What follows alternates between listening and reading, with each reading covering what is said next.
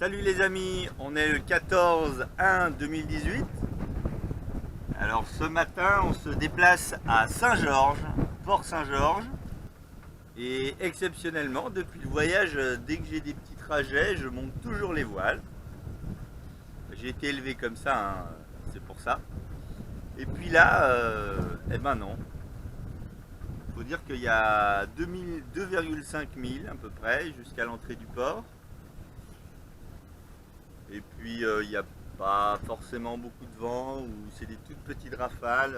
Bon, je m'embête pas, j'ai pas sorti les voiles.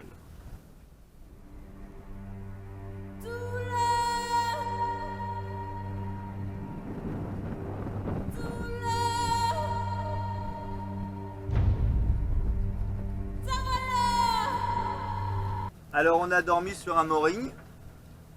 Enfin, une bouée quoi. Hein. Ici ils appellent ça un mooring. Chez nous en France on appelle ça un coffre. Bon, faut pas chercher. Hein. Plein de gens m'ont demandé la température de l'eau. Alors la température de l'eau c'est 28 degrés. Voilà, ça c'est fait. Par exemple là on est à 1500 tours avec un vent 3/4 de face. Et le vent est à 12 nœuds. Et on avance à 4 nœuds. Ça vous donne une idée de la vitesse à laquelle on avance au moteur. Je voulais vous parler de quelque chose. Je me dis que ça peut servir. Alors voilà. C'est quelque chose que j'ignorais, j'en avais jamais entendu parler avant de commencer ma traversée de l'Atlantique. Il y en a plein qui ont déjà entendu parler de ça. Mais il y en a sûrement qui n'ont jamais entendu parler. Donc c'est pour ça que je vais en parler. Puisque moi j'en avais jamais entendu parler. Bon, j'y viens.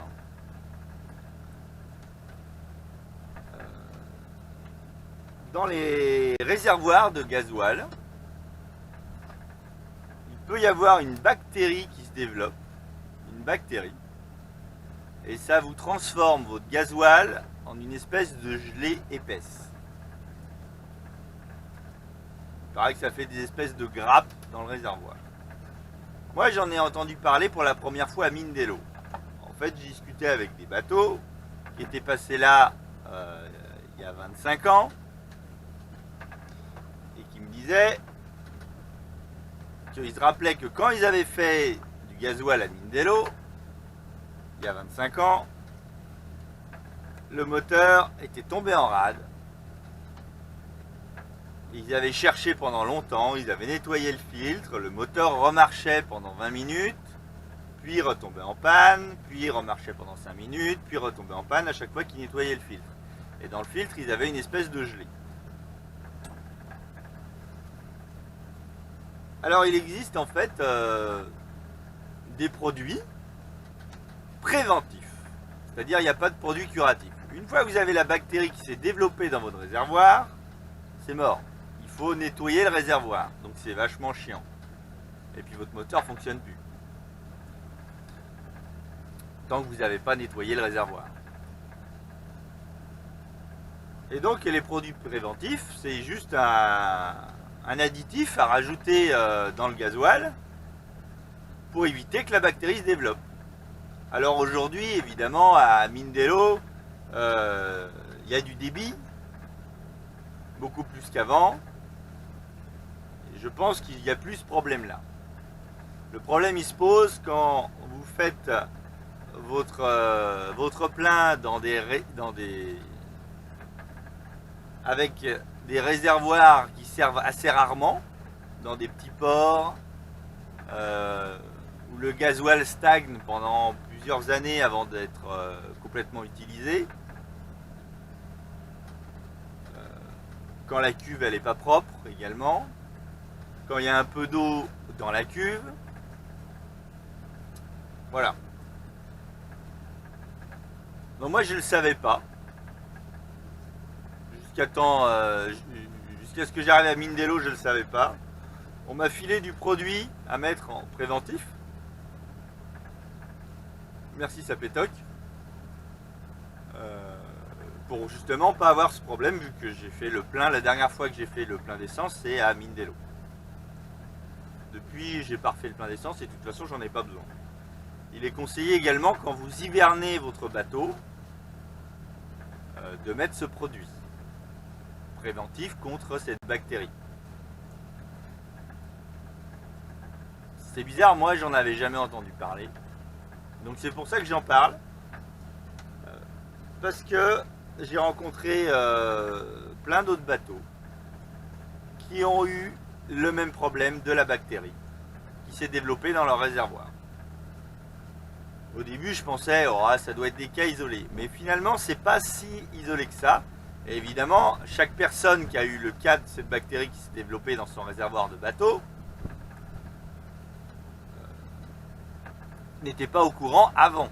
Ils ont découvert ça une fois qu'ils avaient le moteur qui ne fonctionnait plus et puis le mécano qui venait, qui leur ouvrait le réservoir, qui leur sortait une grappe de gelée énorme du réservoir en disant ben voilà, c'est ça qui bloque le moteur.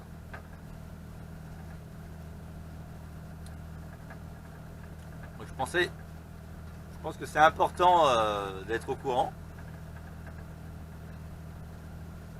Et sur le nombre d'abonnés que j'ai, il y a sûrement des gens qui veulent faire une traversée ou qui n'ont pas encore de bateau, qui vont en acquérir un ou qui ont un bateau et qui ne sont pas au courant que ça existe.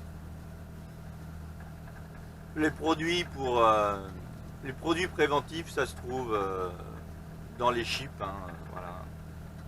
Je suppose qu'il doit y avoir le même style de problème avec les voitures, mais bizarrement, nous en Europe, on doit avoir... Les stations ont assez de débit pour pas avoir ce problème-là, ou alors ils mettent du préventif directement en amont. Mais en tout cas, j'en avais jamais entendu parler pour les voitures.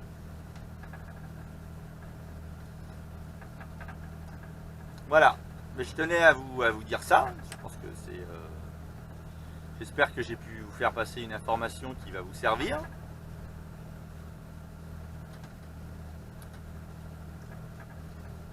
Ça y est, on arrive.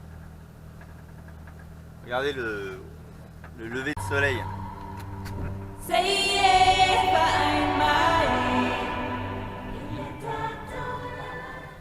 Ah, et là la croisière s'amuse.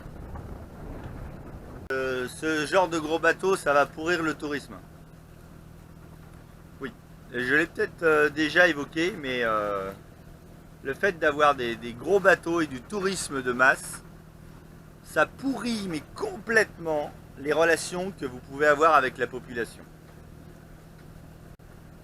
Parce que l'intérêt que vous pouvez susciter par rapport à la population et l'échange que vous pouvez avoir, il est possible à condition que vous soyez une exception. Et quelque chose de pas forcément très habituel. Avec du tourisme de masse,